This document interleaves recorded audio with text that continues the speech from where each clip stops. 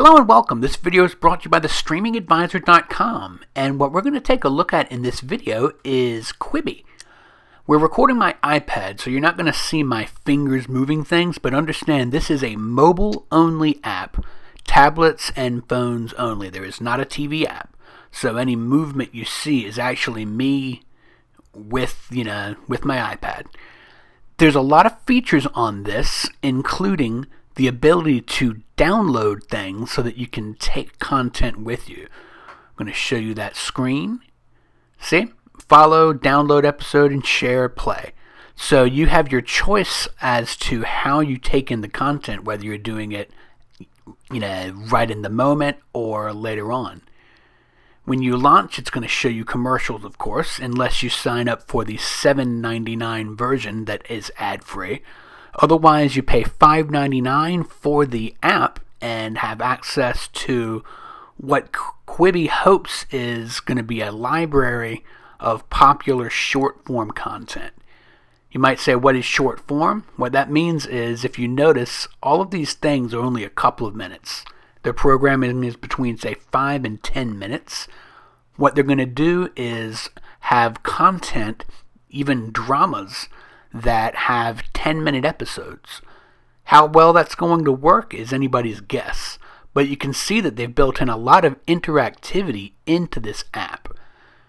You can access the cast, you can access their IMDb profiles, and you can even share this stuff along with other information to who you're talking to, who you're following on Facebook. You can also use their little links to interact with the people in it through things like Twitter. So if you want to jump in and say someone, hey Carly, enjoyed the show, blah, blah, blah. You can do that. You can interact with people. And I think that's what these guys are going for. It's a different kind of experience than something more like Netflix or Disney Plus. It may not work, but it is most definitely what they're going for. Now, when you look through this app, you'll see that they're broken up into different sections. I mean, new releases is kind of a given. Everything is brand new as of right this second. But you see that they have some things built in besides the new releases, like these other categories. When you jump into a title, you can flip through the different episodes. It gives a description, just like you would hope it would. And when you do that, you can go through, figure out what you want to watch. And again, you see the cast and the crew stuff is listed down there, which is where you can explore who's in it and what else have they done. So that is out there for you. I'm going to show you some other things about this. Let's go through the app a little bit more. Here you can look at anything that you have downloaded if you're out and about and you want to watch it. You can use the browse section to search. When you go into the app, it looks almost like a dating app. You can follow people, you can check out what they're up to. So this is just a different way of approaching content in general. So what we're going to do now is show you a different way to react to it.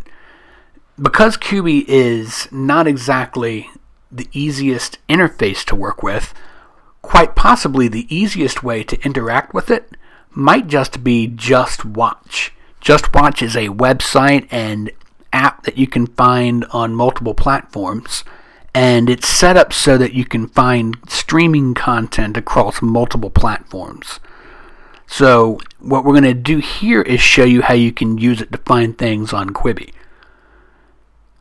What we're going to do is we're going to click on popular up here in the top next to the search, and it's just going to pull up the basic menu. One second, let's pick popular. Want to be popular. Okay, so here we are, and it's already selected to Quibi. I swear to God, I'm going to mess that up again and again and again. But, when you go to it initially, you're just going to click on Quibi, and you see it pulls up all of the titles. Now you don't have to file through all of those subcategories. When you do this, you can actually go through filters. You see, you click on movies and there's nothing because Quibi doesn't have movies. It's all short-form content. But with this, you can not only see everything that they've got to offer, but you can look at episode guides and launch from the app itself into Quibi. So when you're on the Just Watch website on an iPad or on any Android tablet or phone, you can find something that you want to watch and then select it. And once you select it and tell it to launch, it will launch directly into the actual Quibi app. See? Now this is the Quibi app now. This is no longer Just Watch. So it is a nice way to interact with it in a way that I think it makes it work a little bit better for everybody looking for more of a traditional menu. But if you're not going to zero in that way and you just want to browse, Quibi does have things broken up into sections so that you can look at it and see, things that it's suggesting. You've got your daily essential news, daily essential lifestyle. Not a whole lot going on in sports, even though ESPN has put together something for it. The lifestyle is the kind of thing that you would expect to see from almost like YouTube personalities. Trending is just going to be based on what are people watching at the moment. And of course, continue watching is obvious. At least they figured that much out ahead of time, right? Go back to what you were watching. But this is Quibi.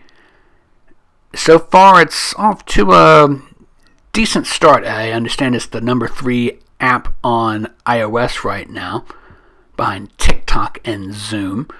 But we're going to keep an eye on this space, see what's going on with them, see what they have to offer in the future. And maybe it's something that people will enjoy. That's it for us today. I'm Ryan Downey, the Streaming Advisor. If you found this helpful, please subscribe to us, share this with your friends, and remember, check out Just Watch if you want to look into other ways to interact with the content. It's helpful. I'll leave a link on the bottom of the description. Take care, and as always, I'm Ryan Downey. Stream on, my friends.